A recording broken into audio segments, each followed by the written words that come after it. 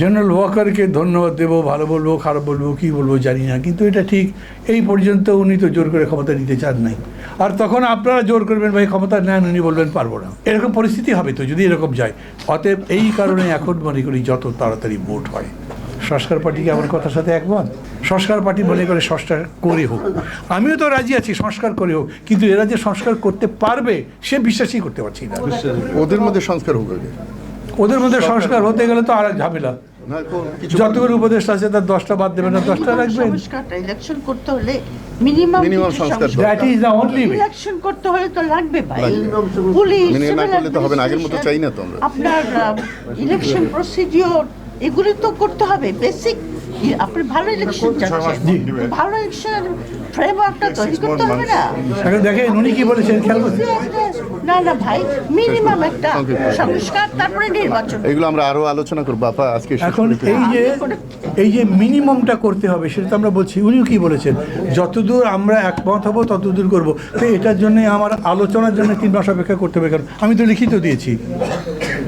যতগুলো পার্টি আছে সব লিখিত দিয়েছে না সংস্কারের প্রস্তাব, সেগুলো তাদের সামনে আছে তো। হ্যাঁ সবাই দিয়েছেন, আপনারা সবাই যে দিয়েছেন সেগুলো নিয়ে তার মধ্যে ধরেন 3000 প্রস্তাব আছে, তার মধ্যে 300 বের করতে পারবেন যে এগুলো কমন, সেগুলো করে ইলেকশন দিয়ে দেন, তাতে পুলিশ ঠিক করে দেন, সেগুলো করে আপনি সিভিল ব্যুরোক্রেসি ঠিক করেন করতে, এটাই একমাত্র ওয়ে। কিন্তু খেয়াল করেন যত তাড়াতাড়ি ভোট দেবেন তত যাদের ব্যাপারে সজাগ থাকার চেষ্টা করছেন তাদের সুবিধা হবে। বোঝেন কথা?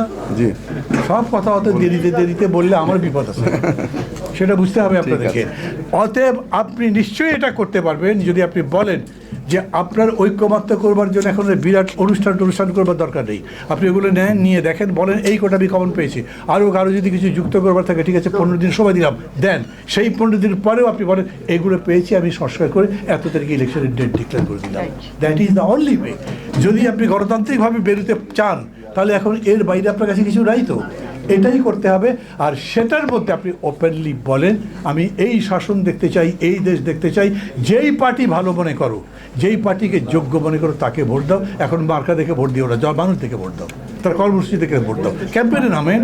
কারো বিরুদ্ধে বলবার তো দরকার নেই, ঠিকই কেউ বলেছেন যে আমার কারোর সাথে শত্রুতা করবার দরকার নেই, কাউকে ঠেকাবো সেই কাজ করবার দরকার নেই, কিন্তু একটা গুণের কথা বলছি, এইরকম একটা ইলেকশন চাই, এইরকম একটা রেজাল্ট চাই, এইরকম একটা ভবিষ্যৎ দেশ চাই। আমি জানি না যদি আপনাদেরকে আমি বোঝাতে সক্ষম হয়ে থাকি। এই ভিত্তিতে যত বেশি ডিসকোর্স হয়, এখন একটাই পথ আছে, এখন বিরাট মিছিল করে বিরাট অভ্যুত্থান করার কোনো সুযোগ তো নাই। এখন আপনাকে যেটা করতে হবে, ওই জন্যে বললাম দিলার আপার মতো মানুষের লাগবে। এখন যারা লেখাপড়া জানেন বোঝেন, ভাইদের মতো এই যে লেফটেন্যান্ট জেনারেল আমিনুল করিম এইরকম মানুষ লাগবে, আফসারি ভাইদের মতো লোক লাগবে, ডেডিকেটেড লোক লাগবে যারা বলবেন দেশ গঠন করবে, যদি এটা চাই দরকার লাগলে ওই যে পাবলো নেরুদা কী করতে জানেন, নিশ্চয়ই সবাই নাম জানেন।